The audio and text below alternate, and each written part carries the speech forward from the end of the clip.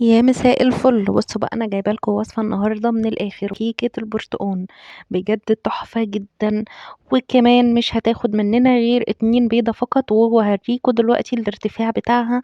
بصوا يا جماعه مرتفع ازاي، ارتفاع يعني شاهقه الارتفاع، تحفه جدا. و2 بيضه فقط، ومكوناتها سهله جدا وبسيطه. وندخل بقى على المقادير والمكونات ونشوف عملناها ازاي. بس بصوا، عايزه اوريكم كمان وشها والقعر بتاعها تحفه ازاي، مكرمل تحفه يا جماعه. بصوا الكرمله بتاعتها هايله.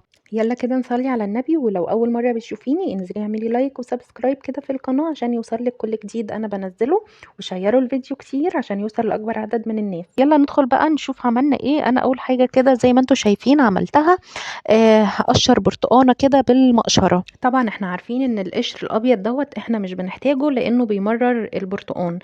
فانا كده ولا كده هاخد بس شويه كده من القشر اللي هو الاصفر. فهاخد كده 3 أو 4 شرايح بالمقشره، والباقي هقشره بقى، واروح جايه واخده البرتقان كده حطاه في الخلاط مع نص كوبايه ميه بس. انا عايزه البرتقان بتاعي يبقى مركز تقيل، مش عايزه الميه تبقى كتير لاني لسه هحط لبن في الاخر كمان. فهاخد بقى نص كوبايه لبن، نص كوبايه ميه، واروح جايه عصره البرتقان في الخلاط كده. نحاول بس نصفيه كده بمصفى تكون ضيقة، عشان انا مش عايزة اي قشور كده من البيضة تنزل عشان هتضايقنا في الكيكة. بس انا اخدت اهوت كوباية كده من عصير البرتقال. المكونات بتاعتي بقى زي ما قلت لكم هما بيضتين اتنين بس. اول حاجة كده انا هحطها في الخلاط، هاخد 2 بيضة، وهناخد كده كيس من الفانيليا، او لو عندك فانيليا سايلة ممكن تحطي معلقة كده صغيرة. انا هستخدم هنا المكونات بتاعتي كلها في الخلاط، مش هستخدم مضرب البيض ولا حاجة، بحيث ان هي تبقى سهلة جدا معانا كده زي ما انتم شايفين. وكمان معايا كده كوباية وربع من السكر، لو عايزاها تبقى مسكرة شوية كمان ممكن تحطي كوباية ونص.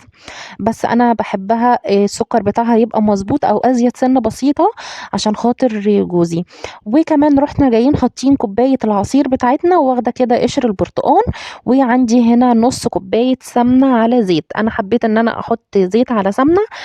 ما احبش ما حطيتش يعني زيت بس عشان خاطر ما تنشفش معايا. الزبدة او السمنة بتخليها كده معانا طرية شوية.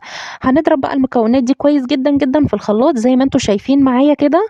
ونروح بقى نحط كمان معلقة كده من تانج لو عندك برتقال.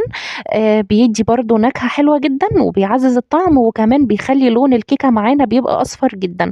ولو مش عندك خلاص مفيش اي مشكله. انا هنا بوريكم كده الدقيق اللي انا استخدمته. ده دقيق الكيك اللي هو الوايت فلاور، بيبقى حلو جدا، بيخلي الكيكه بتاعتنا تحفه. هو اصلا مخصص للكيك. بس اخدت منهم كده كوبايتين ونص من الدقيق، وننخلهم بقى كويس جدا بالمنخل زي ما انتم شايفين. ويا ريت كمان لو تنخليهم مره كمان، بحيث ان انت تدخلي هوا حلو جدا في الكيك. وبعدين حطيت كمان الكيك شيف نخلته اهوت، وهحط رشه بسيطه جدا جدا على طرف ايدي كده من الملح. ده كمان بيظهر طعم الكيكه. وهناخد بقى الخليط السائل ده وننزل بيه كده واحده واحده على الخليط الجاف، يعني ننزل شويه ونقلب كده وننزل تاني على 3 مرات لحد ما نلاقي كده المكونات كلها تداخلت مع بعض. طبعا انا كنت عامله في اليوم ده صينيتين اتنين مش صينيه واحده. واحده كنت مبطناها بورق الزبده، هوريكم برضو كنت مبطناها ازاي، والتانيه كنت عاملاها عاديه جدا. بصوا بقى قوام الكيك معانا تقيل جدا ازاي. انا مش عاوزاه تقيل قوي كده، فانا كمان هزوده معلقتين كده من الحليب. بحب كده في الاخر اشوف لو لقيتها تقيله بزود لها معلقتين من الحليب. بتخلي السمك معانا بيبقى حلو جدا، والقوام زي ما انتم شايفين كده. هنبطن بقى الصينيه بتاعتنا بمعلقه كده من السمنه. وكمان هقلبها كده بحيث ان انا اخد ورق الزبده يكون على قد سمك الصينيه بتاعتنا. فشوفوا بقى زي ما انتم شايفين الطريقه كده. انا بروح جايه قلبة الصينية بتاعتنا، واروح جاية حطها على ورق الزبدة، وبالمقص كده بروح جاية قصة على قد الصينية. والبواقي بروح جاية عاملاها في الصينية، بس ببقى حطاها في الجوانب. يعني بروح جاية واخدة اللي انا قصيته ده زي ما انتم شايفين في الصينية، وهحط عليه برضو معلقة كده من الزبدة. مش هبطنها بقى بالدقيق، والباقي كده هروح جاية موقفاه في الجناب. وبرضه هاروح جاية مبطناه بمعلقة كده من الزبدة، وخلاص على كده. عايزة أقول لكم إن الصينية دي ارتفاعها حلو جدًا، بتخلّي الكيكة تطلع معانا هشة، لو حابين إن الكيكة تبقى أقل في الارتفاع شوية ممكن تكبّروا الصينية. بُصّوا بقى دي الصينية التانية أنا عملتها بالطريقة العادية خالص، رُحت جاية حاطة لها معلقة من الزبدة وشوية كده من الدقيق، بطّنتها بالدقيق وخلاص كده.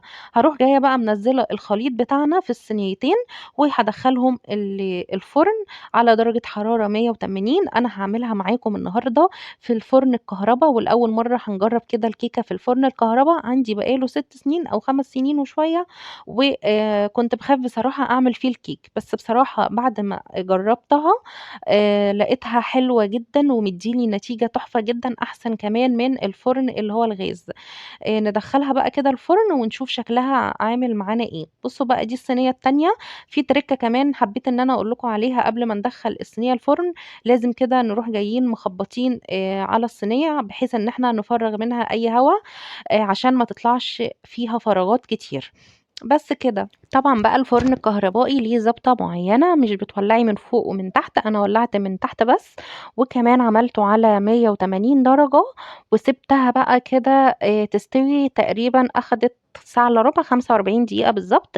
بصوا بقى بعد ما استوت معانا، بصوا كان لونها تحفة جدًا. أنا حبيتها إن هي تاخد لون كمان أزيد من كده، بس قُلت أختبرها شوية لو لقيتها استوت أحطها بقى في الفرن وأطفي عليها، بخار الفرن هيروح جاي مغمّق لي لونها شوية كمان. بُصّوا بقى أنا عملتها بالخِلّة كده لقيتها استوت وزي الفل، فحطيتها كده وقاربتها. واربت الفرن عليها، ما تفتحوش يعني الفرن عليها أوي بحيث إن هي ما تهبطش منكم وما تطلّعوهاش على طول بعد ما تستوي. بُصّوا بقى لونها تحفة جدًا، أنا باحب اللون ده جدًا، ومن تحت كده مكرملة وكانت هايلة. خلاص بُصّوا كانت عالية، كنت باحط إيدي كده عليها باحب أختبرها باشوفها كده إيه، بتطلع وتنزل معايا والّا لأ. بس بقى هنقطّعها بقى، بس أنا نصيحة برضه منّي في الكيك، ما تحاولوش تقطّعوا الكيك على طول، سيبوه يهدى خالص بحيث إن هو ما يتقطّعش منّكم وأنتم بتقطّعوه، ما يفرولش كده منّكم. قطّعوها بقى بالطريقة اللي تناسبكم. أنا حبّيت إن أنا أقطّعها كده مثلثات النهارده، حابين تقطّعوها مربعات شوفوا الطريقة اللي تريّحكم وقطّعوا بيها. هنشيل بقى ورق الزبدة كده، هنشيل خالص ورق الزبدة، ما تقلقوش ورق الزبدة ما بيبقاش لازق فيها خالص.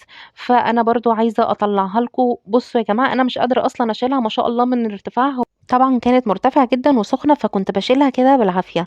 بس برضه هاحاول أخرّجها وأورّيها لكم عشان تشوفوا إزاي وقد إيه مرتفعة. بُصّوا تحفة جدًا وخفيفة، القعر بتاعها يا جماعة مش قادرة أقول لكم هايل كده ومكرمل وزي الفل.